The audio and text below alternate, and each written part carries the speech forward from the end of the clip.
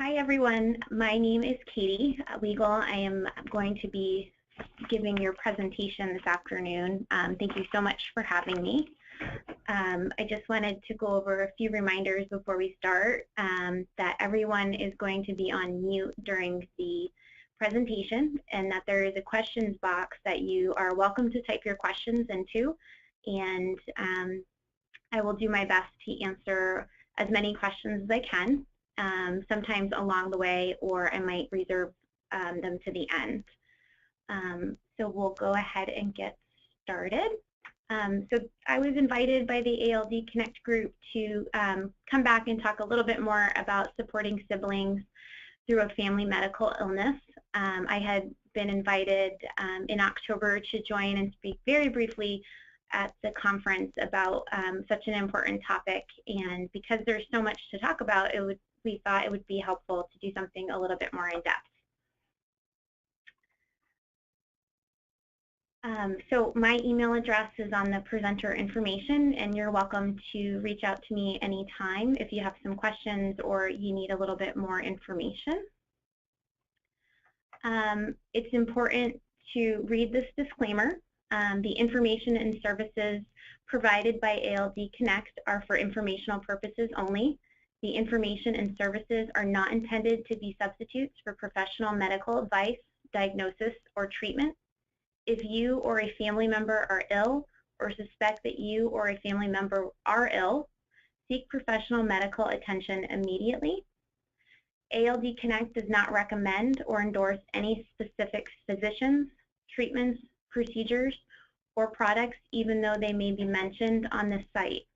Please note that your participation in this webinar is completely voluntary, and that this webinar will be recorded and may be available for rebroadcast at a later time.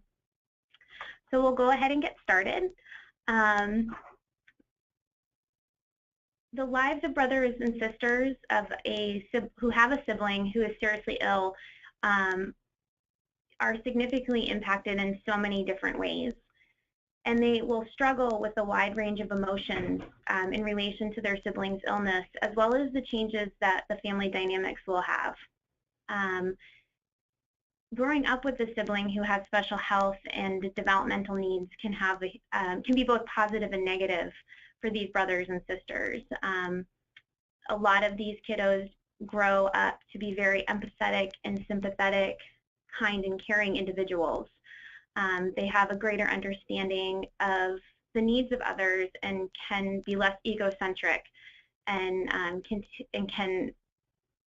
empathize and even sympathize with others who are going through similar things, or just have a better understanding of people's emotions.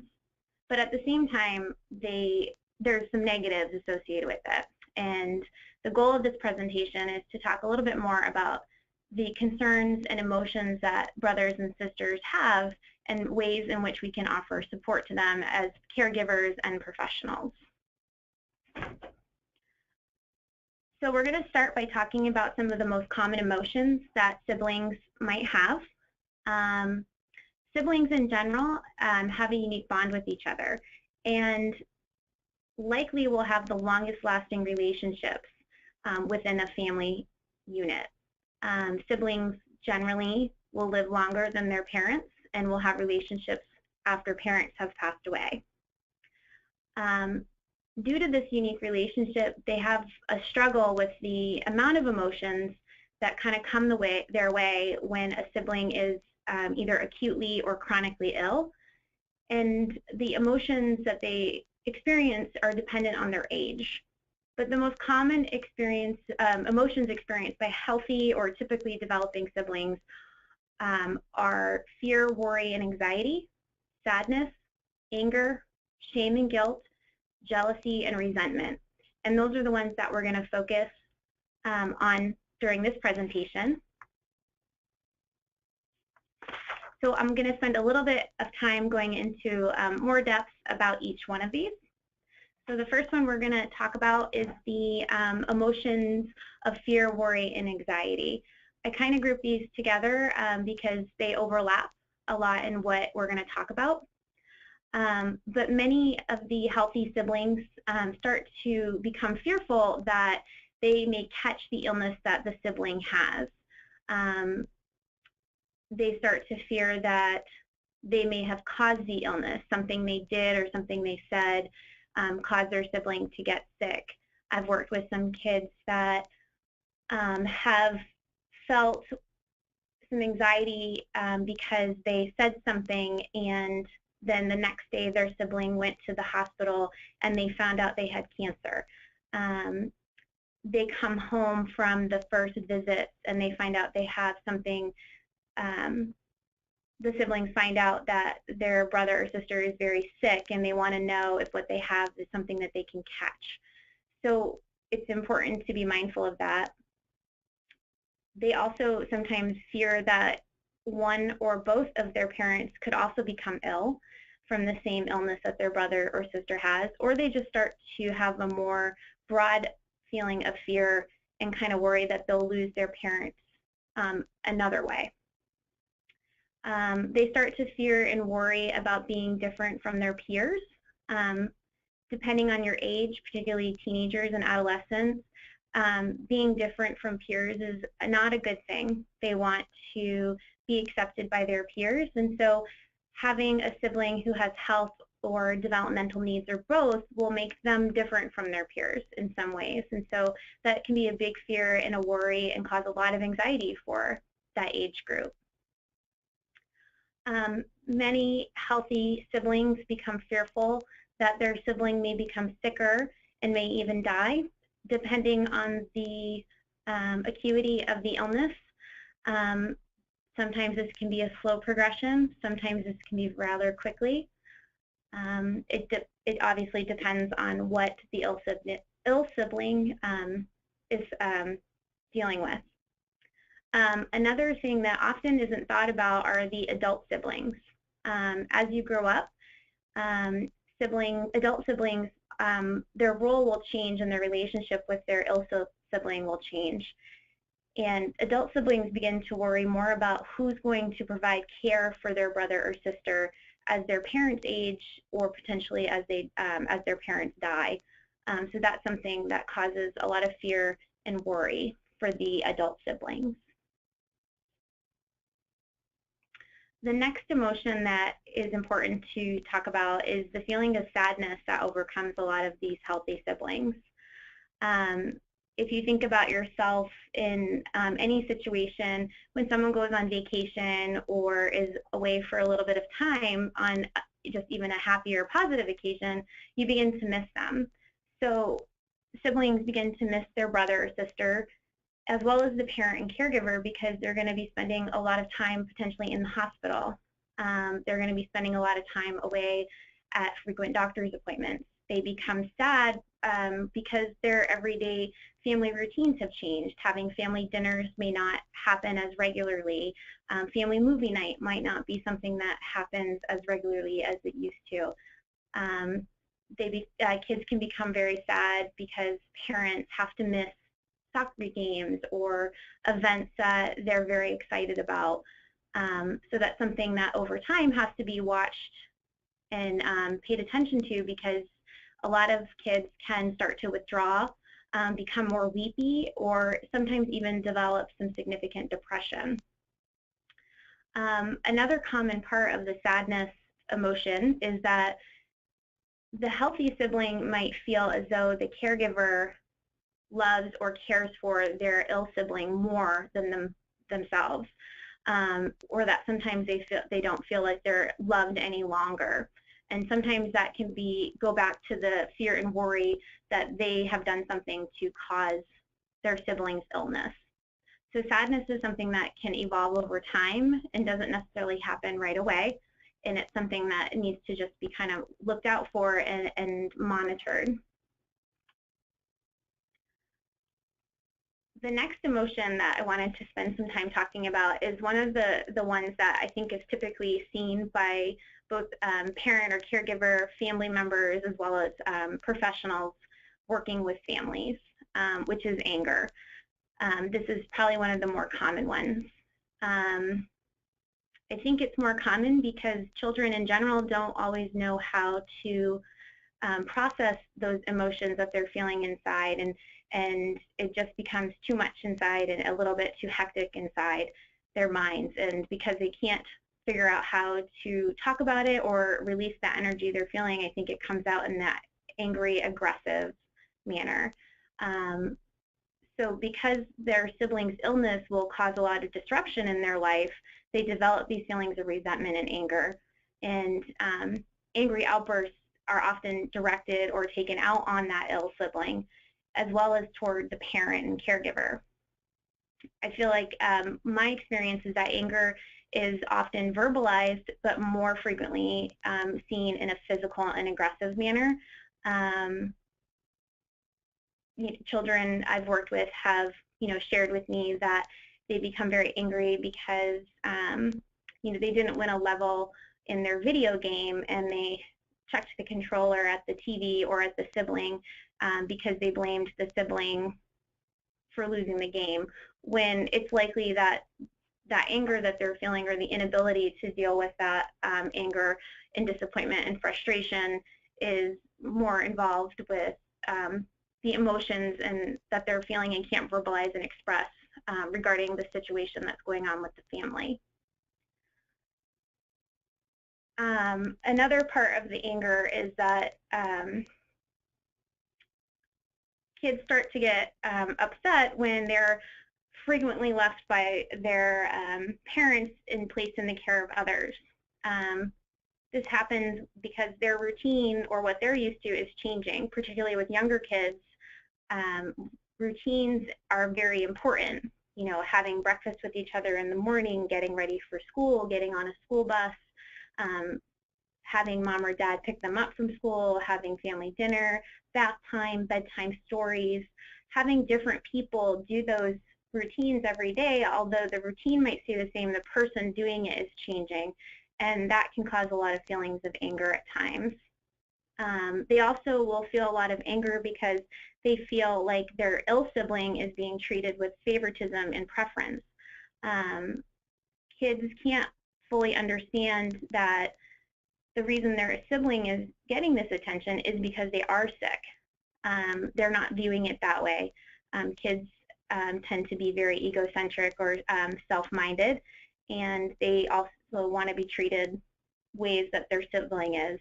So siblings who are, in their mind, getting a lot of one-on-one time with mom or dad, although we know it's because they're hospitalized and dealing with needing to come in and get treatment for, cancer, or they have cystic fibrosis and they're being hospitalized for maintenance and tune-up, so to speak. The healthy child doesn't view it that way. They just view it as they get the one-on-one time with mom and dad that they really, really want. Another emotion that's important to talk about is the feeling of shame and guilt that starts to develop for many of the healthy siblings. One thing that starts to happen is they experience the shame and guilt because they're able to live the normal life, or the typical way of life that kids should be having. They're able to run around and play sports. They're able to go out with friends. They're able to live life without having to have G-tube feedings at certain times, to have to worry about germs and getting sick because they're in a public space. They aren't worried about having special diets that they have to follow, but they can start to feel a lot of guilt because of that. And as I've said before, sometimes the guilt that they have is as a result of the feeling that they've done something to cause their brother or sister's illness. At times, siblings will start to feel guilt and shame because of normal emotional responses that we just talked about, like anger, and sometimes the jealousy, which we'll talk a little bit more about in a couple of minutes.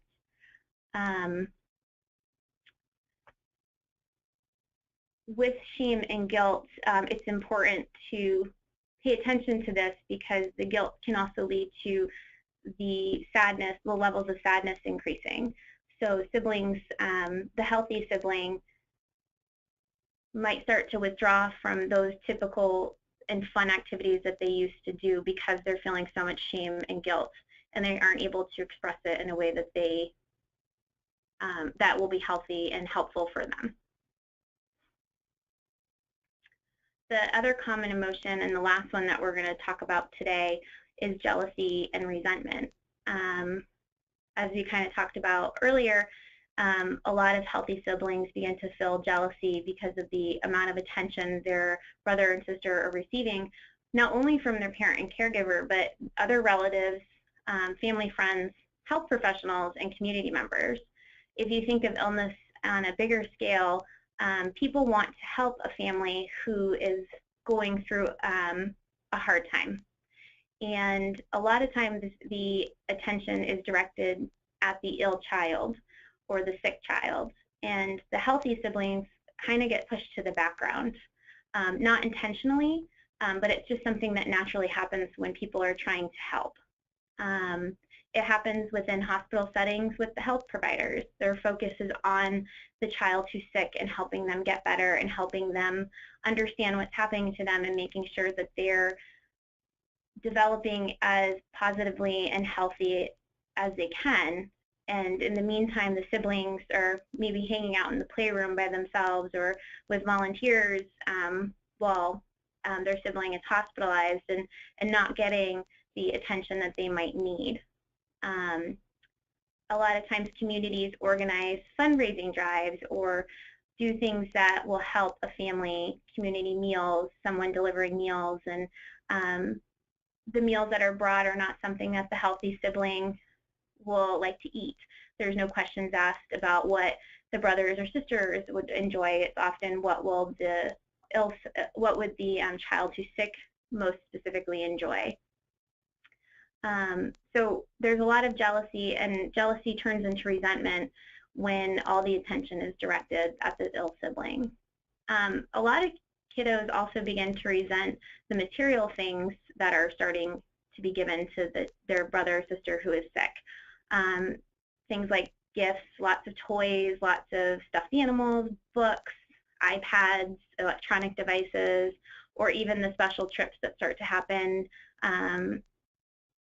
the Make-A-Wish trips and trips to special camps and things along those lines. While it's very helpful and important for a sick child to receive these things, the sibling who is healthy starts to resent this because if they were sick, then they might start getting these things as well. Another thing that can start to happen is that resentment, jealousy, and anger become a little bit more significant when medical needs or medical appointments are planned around special moments and life experiences for the healthy brother or sister. So for example, a planned hospital admission is scheduled when the healthy brother or sister has a really awesome play that they've been working very hard on, and now mom and dad are going to miss it because they were more focused about the planned hospital admission that maybe could have been postponed a day or two so that they could attend the play. Sometimes it was shared with me yesterday that medical appointments are planned on the healthy brother or sister's birthdays, or trips for medical treatment are planned around birthdays. So it's important to remember that the jealousy and resentment starts to develop when they start to feel like all the attention is based on their ill sibling.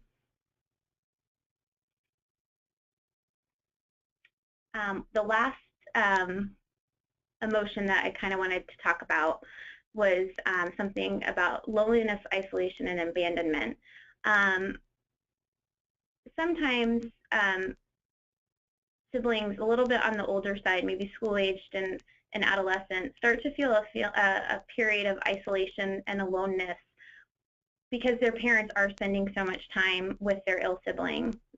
They might be home by themselves. If you're an adolescent, you might have the trust from your parents to be by yourself at home for extended period of time during the week when your sibling is in the hospital or at medical appointments. But that can be very isolating and lonely. You come home to an empty house and don't have someone to talk to and share the things of your day, or people just there and being, a noise in the house and a distraction for yourself. They begin to feel as though they're not receiving the fair amount of attention, and so that will start to lead to the feelings of loneliness, isolation, and sometimes abandonment. Loneliness is something that will also lead to the sadness emotion and can also lead to the more severe depression. So spending time with the healthy sibling is really important. Trying to carve out some one-on-one time can be very beneficial.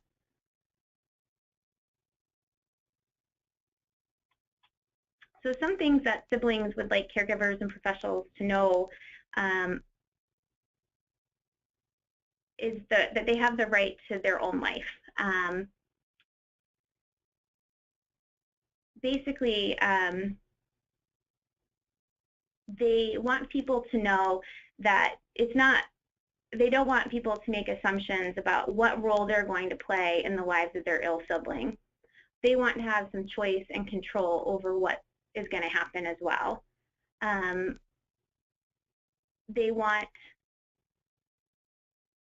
to be allowed to participate in extracurricular activities with friends and be with friends without having feelings of the guilt associated with it, because they want to go spend time with their friends. Mom and dad will have to pack up their sibling who might be wheelchair bound in the car, and kind of it's a big ordeal to get to be with their friends, or their friends have to be the ones to constantly come and pick them up. They start to have feelings of guilt, or even the feelings of resentment start to develop. But they want to be allowed to participate in things and not constantly have a responsibility to take care of their ill sibling. Adult brothers and sisters, as I said before, should be involved in discussions regarding the long-term care of their sibling, because ultimately the long-term care is going to have huge impacts for them. Are they going to be responsible for paying for a group home? Are they going to be responsible for taking them to appointments when mom and dad are no longer able to do that? Are they going to be responsible for helping arrange doctor's appointments and getting people to doctor's appointments? Adult brothers and sisters will also potentially become parents themselves and have their own kids. So essentially they're going to be taking care of an additional child, if you will. So it's important for parents of the ill child to have these conversations with adult brothers and sisters and recognize that they have the right to live their own lives as well. Typically, developing brothers and sisters, or the healthy brother and sister, want to have individual time with their parents. It's a right to do that, just as they view the time in the hospital of their ill sibling as one-on-one time with their parent. The healthy brother or sister would also like to have individual time with a parent. They also want the right, they also believe that they have the right to celebrate personal achievements and milestones. So, attending their graduation, I've worked with some siblings whose parents have chosen not to attend a graduation because it was too much work to get their ill sibling there. And, that's an important milestone in a sibling's life. So they have the right to their own life, and these are a number of things that are kind of part of your life, and the everyday things that are part of your life.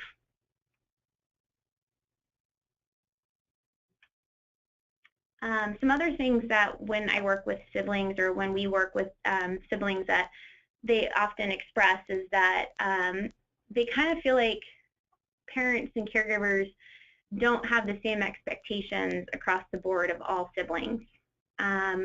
It's actually very common for brothers and sisters of the medically ill sibling to set unrealistically high expectations for themselves, whether it's a conscious or unconscious feeling.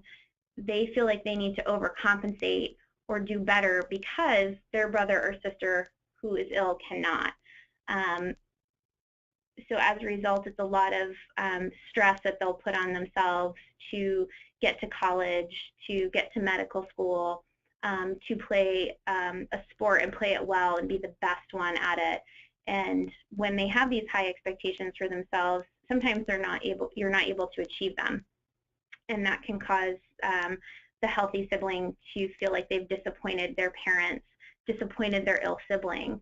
So it's important for caregivers to convey clear expectations and offer unconditional support, meaning that it's important to have conversations with the healthy sibling that they don't have to be the best at everything, that they're not disappointing anyone if they aren't, graduating at the highest level of their class, if they're not the best person on the team, if they're not playing their musical instrument at the top level, that as long as they're giving it their best, then that's good enough.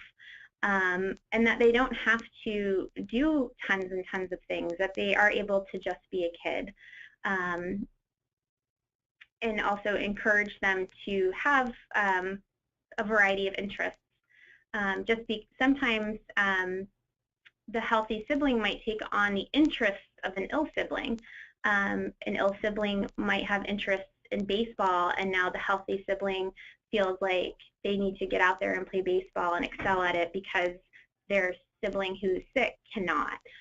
So parents having these conversations with the brothers and sisters is really important, and offering that unconditional love and support that if they didn't play baseball, it's okay. The other side of that is that a lot of siblings I've worked with, and this seems to be a pretty common thing that they want you to know, is that similar expectations for the child with the illness regarding chores and personal responsibility should be set the same way that they are for the healthy brother or sisters. So, for example, during our sib shops groups, we have siblings that will share that, they're the ones that have to constantly empty the dishwasher or put a load of towels in the washer, and their brother or sister who's ill doesn't ever have to, even though there are days when they feel okay and they could do it. It's that the parents always say, well, your brother or sister is sick, so you need to do that more. Like I said, brothers and sisters have a very unique relationship with each other, and so they're going to see a lot of things that parents don't see. And they're going to be able to see when a brother or sister is playing a parent, if you will. And parents have a lot going on and don't always pick up on these signs. And so parents should be mindful about, when possible, setting similar expectations for the child who has an illness. And also spending time explaining to the healthy child why maybe they have a little bit more responsibility than their sibling who's sick. Sometimes that's really helpful, but that's a big thing for the healthy sibling, is that they feel like they have higher expectations or different expectations, and siblings want kind of to have equal roles across the board, whether or not their sibling is sick.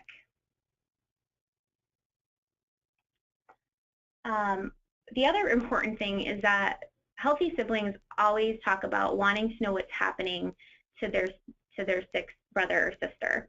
A lot of times it's natural to want to protect the healthy brother or sister from scary things that are happening or could happen to their sick brother or sister. Brothers and sisters will have an ever-changing need for information regarding their ill sibling. So as their sibling grows, so do they. So if their sibling is going to get sicker, it's important to have a discussion and provide information with the healthy sibling. Having open and honest conversations about what's going on is very important.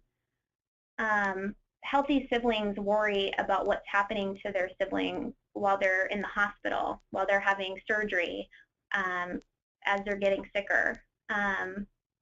They're a lot more in tune to what's happening than I think people often think.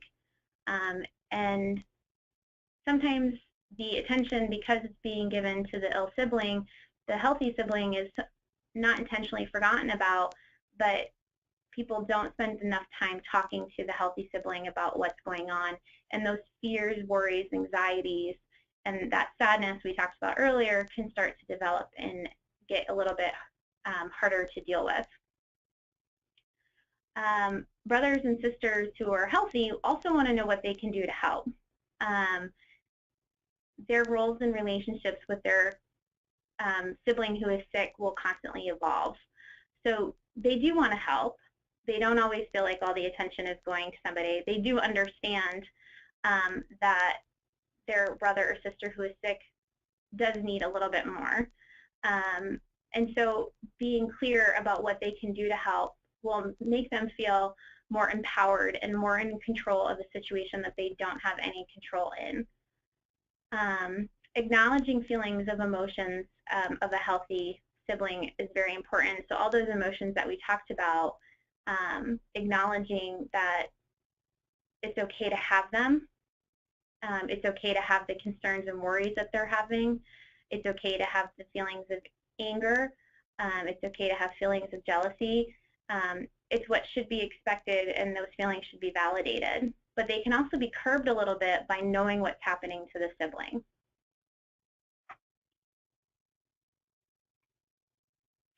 So what are the best ways we can support siblings? And so this is an important part of this discussion or presentation. So as we just talked about, communicating information that is honest, developmentally appropriate, and ongoing. So how you approach a healthy sibling is going to be specific according to their age. You're not going to want to talk to a 5-year-old about what's happening to their brother or sister in the same way that you would talk to a 13 or 14-year-old. But the important thing is that you need to communicate information in an honest way. Siblings need to know how sick their brother or sister is or how sick they could become. They need to know what's going to be done to try and help their sibling feel better, what's going to change in their life, and what's going to stay the same. You know, that mommy and daddy might have to spend some more time at the hospital, but that doesn't mean we don't love you any less.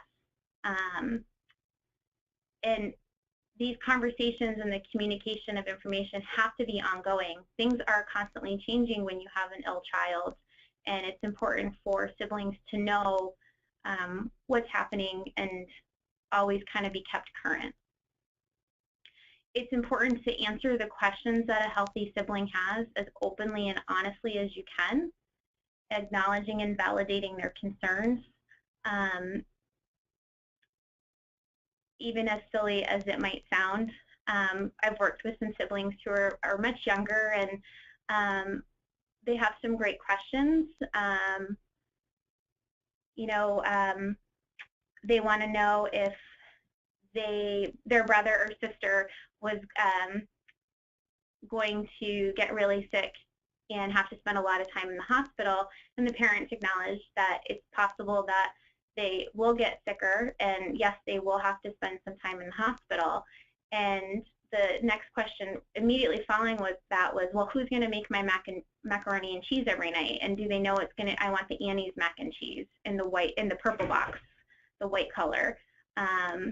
So they're worried that their brother and sister is going to be very sick and hospitalized, but they also want to make sure that somebody is going to be there to make their Annie's macaroni and cheese, and that's where it's important to acknowledge and validate the concerns that they have, as silly as it seems to us that they'd be worried about the macaroni and cheese. That's really important for them. It's also just something that they have control over, and they want to make sure that their needs are being taken care of. It's important to provide older siblings, so school-age siblings or adolescents and adults, with the opportunity to seek information from the healthcare team and social service professionals when it's appropriate. Sometimes as a parent, you may not always be able to answer the questions that brothers and sisters might have. It's also helpful for them to hear it from somebody else besides a parent. They might be able to explain it in another way. They're a little bit of a more unbiased person. Parents' natural instinct is to protect their child, so they may not want to share everything that's happening, but sometimes it's important to do that. So getting the information from someone who's on the healthcare team can be helpful, And at other times, talking to someone who's in the social service professions, like a social worker or a child life specialist, is another way for siblings to get more information about what's going on. It's important to try and create as normal, if you will, of a family life, providing attention that is constant, individualized, and celebrates the uniqueness of the healthy sibling. Trying to get them involved in the new routine of their family life is important because that will normalize their new your new family dynamics. So maybe the routine changes from what they're used to, but trying to keep it consistent will help it to become something that's just automatic. Paying attention and recognizing the individual needs of the healthy sibling will also change, just as the individual needs of your ill child will change. It's important for professionals working with siblings of a medically ill brother or sister to learn more about the healthy sibling and work to provide the best support for them. A lot of times, medical professionals focus solely on the ill sibling and know very little about the extended family or the brothers or sisters. You know, they don't know how many brothers or sisters the ill sibling, the ill child has. They don't know their ages. They don't know their names, and that's important when you're working to provide family-centered care. Siblings will experience the same emotions that the ill child will experience, and so being able to address them is important. Creating support groups or providing referrals for individual therapy for a healthy sibling is very important. It's not something that's super common right now. It's hard to find support groups for healthy siblings to go to, particularly younger kids. There's often a lot of groups available to later school age kids or adolescents, and not a lot of groups for early school age or even preschool age children. So as healthcare professionals, it's important for us to constantly be working to remember and include siblings in our medical treatment and the plan for the family. Also, creating space and a role for them within the medical team is important. You know, what can they do as a member of our team to help support their brother and sister? And people can be very creative in coming up with some of these tasks and roles. It's important to provide opportunities for brothers and sisters to have the opportunity to interact with others who are dealing with similar circumstances. So it's kind of the idea of the support groups, but there are programs like SIB shops that don't necessarily focus on the illness that their brother or sister has, but it focuses on being with other people and other kids who understand a lot of the emotions that we talked about and are in similar circumstances of the things that they want their parents to know and how they're feeling. It's an opportunity for them to be with people who understand why they're feeling the way they're feeling or who get what they're dealing with. They're not embarrassed to be with these people because they understand, you know, that their brother or sister is in a wheelchair. They don't have to worry about saying, you know, my brother is in a wheelchair and other people asking them, well, why are they in a chair? You know, why do they have a feeding tube? Why do they do this? Why do they that? They're with other kids that understand it, and it can be something that's unspoken, and they can just share their own interests. So it's important for brothers or sisters to have that opportunity. Parents can also provide that opportunity for brothers and sisters to interact with others, organizing play dates, if you will, even for older kids to kind of get together is important, whether it's just a trip to get ice cream together or go to a movie together. Being immersed with others who have similar circumstances is very important to feeling that normal feeling that kids want to feel, because their normal life is different than the typical family life of their peers. So ultimately, every family is very unique. Every family has their own belief system, their own values, and their own needs. Not every family dealing with the same type of illness, the same type of diagnosis. Some are more significant and have more, some are more significant in that they might have a terminal outcome, that they will involve a larger disruption in life, and family structures vary.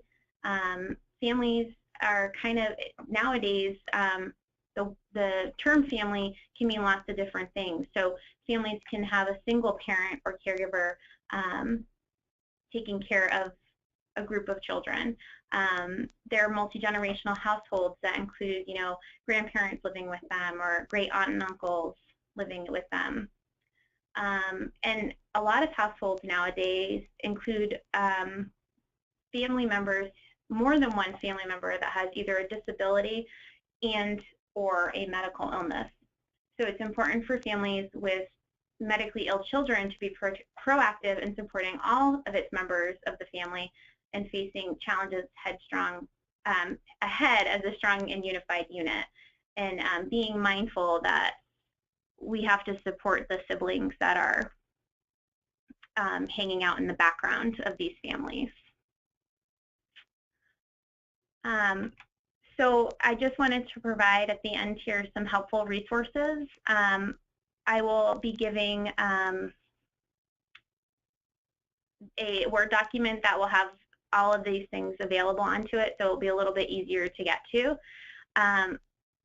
I'm really more familiar with things in the United States than I am externally, but I did a little bit of research before the presentation and was able to find a couple of other resources for people in Australia, New Zealand, and in the United Kingdom. But a huge resource in the USA is the Sibling Support Program, which is based out of Seattle, Washington, but their website has a plethora of resources on how to talk with kids and siblings. It has lots of resources on what kids want you to know. It has more in-depth information than I've provided. So it's a huge resource. The people who work with the Sibling Support Project have a number of other resources online.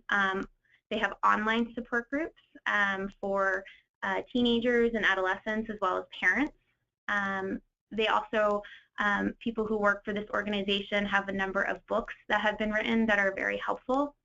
The other 3 sites that are listed here are very similar to the Sibling Support Program, but are based on the area needs and cultures of where they're listed that they're from. Books are always a great way, although there's not a lot of time to read books. I feel for a lot of families, they have a lot of responsibilities, and parents in particular have a lot of things that they have to obviously be focusing on. But there are a multitude of books for a variety of ages. Books are a great way for kids to learn more about what's going on and help to teach them how to identify what they're feeling.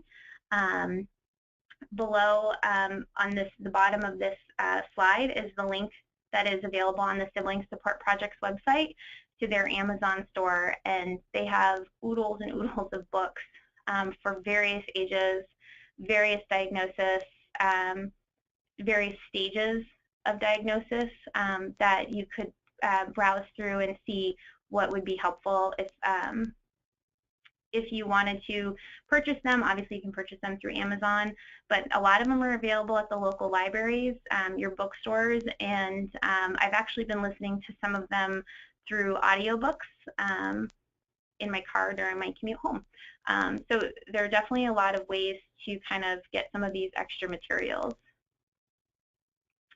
I kind of talked about SIB shops a little bit, but there are lots of programs and groups. These are specifically the ones I'm aware of in the U.S. area. These aren't all of them. Being from New England and the Boston area, I know a lot more about our regional programs and groups available. So utilizing the Sibling Support Project's website is a good way to start to see about programs and groups available in the areas that you are, or perhaps checking out the other websites that I had listed if you're not in this country. The Beads of Courage Sibling Program is a really awesome program for kids who are with their sibling in the hospital a lot. Hospitalized kiddos get beads based on different activities that they've done, getting blood draws, whether they've had to have chemo, whether they've done their G-tube feedings or things like that. They develop beads, these long strings of beads, but now there's a program for siblings as well. There's a great program and organization called Art with Heart. They have all sorts of fun therapeutic art-related activities. It's a great way for expression without having to use words, which is often something that kids have a hard time doing. Paul Newman camps are available, and Super Sibs is another type of sibling support curriculum that's specific towards siblings whose brother or sister have cancer. This is a list of some journal articles if you wanted something from a more academic side that are helpful to read. I will provide the ALD Connect group with a more specific list of books that I personally have found helpful. I just didn't want to list them on the slide because it's going to be, it's a pretty lengthy list. So if you guys have any questions or if there's anything more specific you'd like to discuss, now's the time to do it. If you didn't feel comfortable talking about it individually or during this webinar, you are more than welcome to email me. Again, here's my email address. So the question is, if you notice some of these issues, such as anger, resentment, etc., would you suggest personal or group therapy to help kids work it out? So this is a really great question in that it's going to be very dependent on the child. Some children respond better to group therapy than individualized therapy. My experience is that individual therapy or personal therapy tends to be the best route for a child who has a lot of things that are going on for them. Illness affects the child not only in their home life, but in their school life, their extracurriculars, and so sometimes these things can start to have a lot of the domino effect, if you will, and they need something a little bit more intensive and a little bit more one-on-one, and they get a little bit more, they get more benefit out of seeing someone on a one-on-one basis. Play therapists are excellent resources to reach out to. They are licensed social workers or licensed mental health clinicians who spend a certain amount of time doing a clinical rotation, and they get licensed to work with children specifically using play therapy techniques to help children work through a lot of what's going on for them. Group therapy is helpful when you have kids who would benefit more from being around other children who've been experiencing similar events in their lives as they are, and it's a good opportunity for kids to exchange things that they've done that have been helpful for them. Kids are good on calling out other kids on things and kind of helping them work through some problems. So they can be done both at the same time. They can be done individually, but it's very dependent on the child.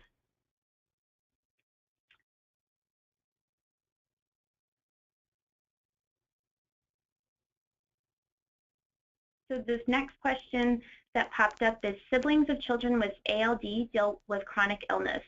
Is there anything different that you have noticed specifically dealing with chronic disease that may lead to the death to look out for? Feelings or issues more common in this situation than with other illnesses? This is a good question. I think that my experience is that chronic illness, I feel like you see these emotions develop a little bit slower and a little bit more over time. You, when it may lead to death, diseases like ALD, children dealing with a sibling who has cancer, those questions about whether or not their sibling are going to survive kind of comes up.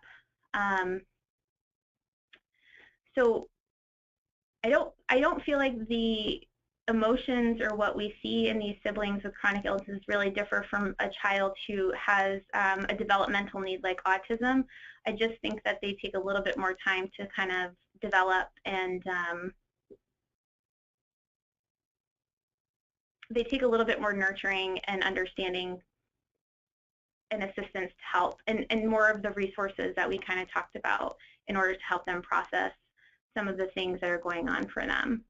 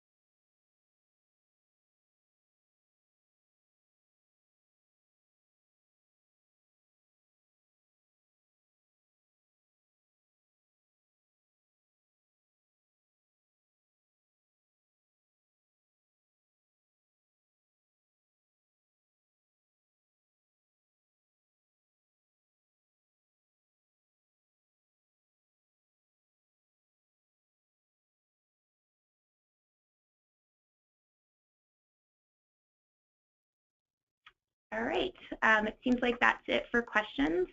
Just to read over the disclaimer one more time. The information and services provided by the ALD Connect are for informational purposes only. The information and services are not intended to be substitutes for professional medical advice, diagnosis, or treatment. If you or a family member are ill or suspect that you or a family member are ill, seek professional medical attention immediately. ALD Connect does not recommend or endorse any specific physicians, treatments, procedures, or products, even though they may have been mentioned on this site. Please note that your participation in this webinar is completely voluntary, and that this webinar will be recorded and may be available for rebroadcast at a later time. Thank you for having me back to talk. I hope it was helpful and provided you with a little bit more information. I'm happy to answer any questions through email. You're welcome to reach out to me more if it would be helpful. It is sometimes easier to work with siblings more on the one-on-one basis with the individual stories and be able to give a little bit more support and advice and resources when you know a little bit more about the individual situation. So please feel free to reach out if you need anything. Have a great day.